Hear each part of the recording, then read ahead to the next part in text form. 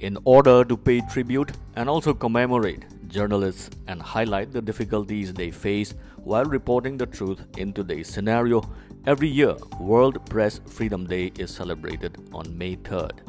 It is to be mentioned here that the fourth pillar of democracy, which is the media and its extended family, requires a certain degree of freedom, which is guaranteed in the constitutions of various democratic nations and also in the United Nations Universal Declaration of Human Rights. Every year, May 3rd is a date that celebrates the fundamental principles of press freedom, to evaluate press freedom around the world, to defend the media from attacks on their independence, and to pay tribute to journalists who have lost their lives in the exercise of their profession. It serves as a reminder to governments of the need to respect their commitment to press freedom, and is also a day of reflection among media professionals about issues of press freedom and professional ethics. World Press Freedom Day is a day of support for media which are targets for the restraint or abolition of press freedom. It is also a day of remembrance for those journalists who lost their lives in the exercise of their profession.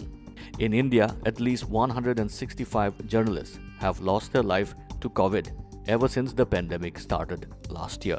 They lost their lives in the line of duty and while serving the people.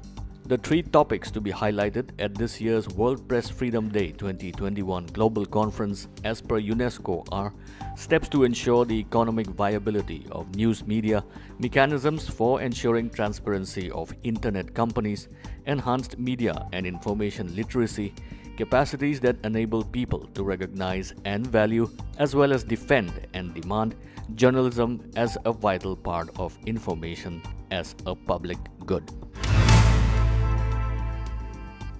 Trinamool Congress Chief Mamata Banerjee will take oath as the Chief Minister of West Bengal on May 5th, that is Wednesday.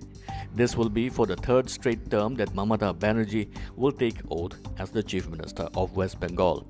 Mamata Banerjee lost the poll battle in Nandigram as she was defeated by BJP's heavyweight candidate Suvendu Adhikari. Mamata Banerjee vowed to move court over the Nandigram result. Initially, reports showed that Banerjee had won by a margin of 1,200 votes, but the returning officer subsequently announced Adhikari's victory by 1,956 votes.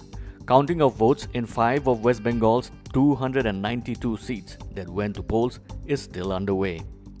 Mamata Banerjee-led Trinamool Congress has already won 209 seats and is leading in 4 remaining seats. Speaking on TMC's victory in West Bengal, Mamata Banerjee called out all to join forces and fight BJP in the 2024 Lok Sabha elections.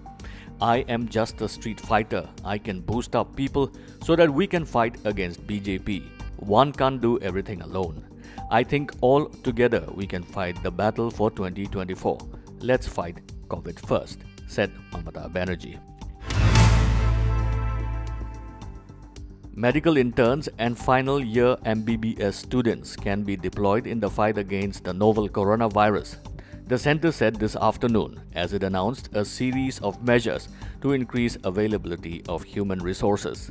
Interns can be used for COVID management duties and final year students can be deployed in teleconsultation roles and to monitor mild cases, Prime Minister's office said in its statement.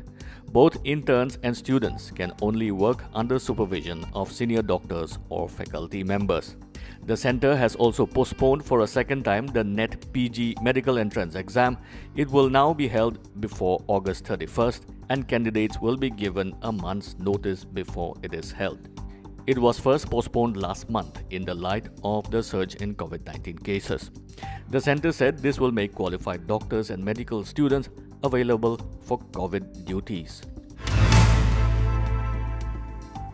The northeastern states of Assam, Manipur and Meghalaya are showing increasing trends in COVID-19 cases, Union Health Ministry informed.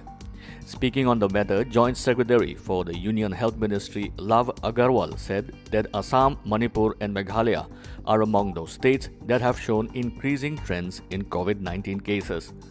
These states should take required precautionary measures. Andhra Pradesh, Assam, Bihar, Chandigarh, Haryana, Karnataka, Kerala, Himachal Pradesh, Manipur, Meghalaya are among those states. Union Health Ministry Joint Secretary Love Agarwal said. Assam on Sunday registered as many as 2,385 new COVID-19 positive cases at a staggering positivity rate of 10.01%. 30 COVID-19 deaths were also recorded in Assam on Sunday. Meanwhile, Meghalaya on Sunday registered a grim record of the highest single-day spike. As many as 321 fresh COVID-19 cases were detected in Meghalaya on Sunday alone.